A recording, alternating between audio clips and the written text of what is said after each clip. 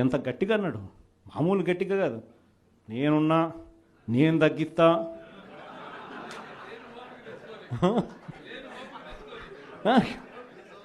మాటలన్నీ కూడా మామూలు మాటలు కాదు.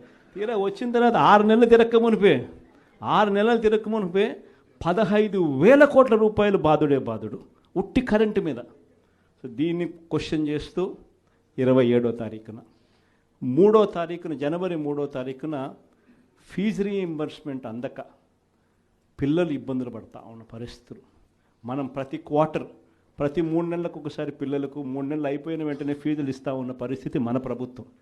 విద్యా దీవెన, వసతి దీవెన క్వార్టర్ అయిపోయిన వెంటనే, 3 నెలలు అయిపోయిన వెంటనే 4వ నెల వెరిఫై చేసి 5వ నెలలో పిల్లల తల్లుల చేతుల్లో డబ్బులు పెట్టి పిల్లలకు విద్యా దీవెన, వసతి దీవెన కింద పూర్తి ఫీజు రీఇంబర్స్మెంట్ మనం ఇస్తూ ఉంటే, ఈరోజు ఈ జనవరి వచ్చేసరికి 4 త్రైమాసికాలు, ప్రతి త్రైమాసికం తర్వాత ఇస్తూ ఉన్న మన పాలన 4 త్రైమాసికాలు అయినా కూడా పట్టించుకొని చంద్రబాబు పాలన.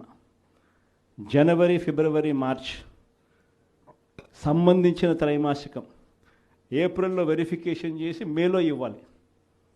మేలో ఎన్నికలు అయ్యాయి, అంతే.